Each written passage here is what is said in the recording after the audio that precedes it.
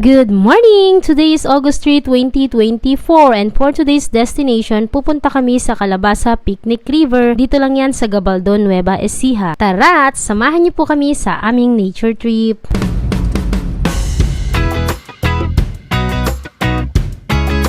The Gabaldon, Nueva Ecija is a third-class municipality in the province of Nueva Ecija. Nasa paanan ang lugar na ito ng Sierra Madre mula sa east at Caraballo Mountains naman sa gawing kanluran. Kaya naman kung mapapadaan ka dito, hindi mo palalagpasin ang pagkakataong makapagpa-picture sa ganitong kagandang view.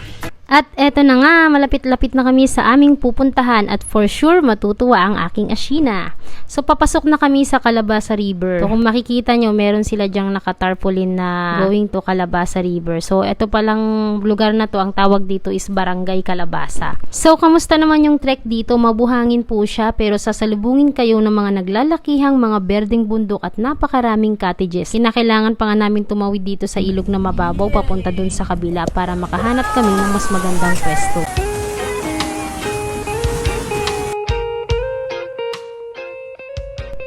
Ang bayad nila dito sa cottage ay 500 pesos plus the 40 pesos na environmental fee. Napakaganda ng ilog, ang linaw ng tubig, running water siya. Idagdag mo pa yung napakagandang view ng mga bundok na akala mo nasa Switzerland ka. Mababaw lang din yung tubig at maganda para sa mga bata. Pero babala lang po sa mga parents na tutukan pa rin nating mabuti yung mga anak natin kasi kahit mababaw po siya, pero sa gitnang part po kasi is malakas po ang current na kahit ako is natatangay. Amihan at huning ng ibon dumudulog at tinatawag na tayo ng bundok.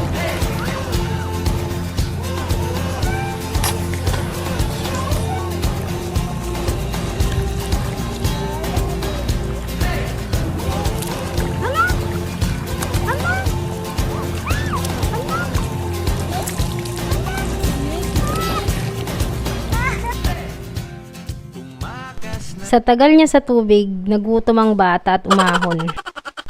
Minsan talaga, mas natutuloy kapag biglaan. Sa maniwala kayo o hindi, biglaan lang ito. Wala kaming na-prepare na kahit anong pagkain. Lahat ng nasa lamesa na nakikita nyo, binili lang namin sa karinderya sa Laor, kahit yung kanin. Napakaganda ng mundo para hindi makita ng mga anak natin. Tulungan natin sila na ma-appreciate ang ganda ng kalikasan. Hindi man nila pa maalala ang mga ganitong bagay, pero darating yung panahon na sa bawat pictures at videos na meron tayo kasama sila, maiisip nila na sa paglaki nila na hindi pala pera at bagay ang tatagal sa mundo, kung hindi bawat alaala na nabubuo natin kasama sila.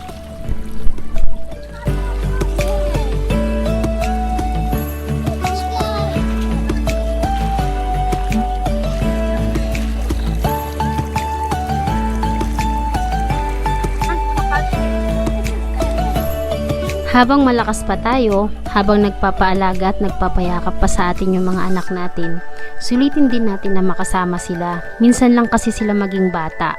Walang rewind yung buhay.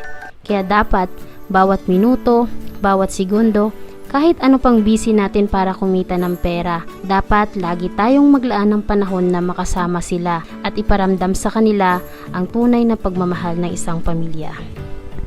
Thank you for watching!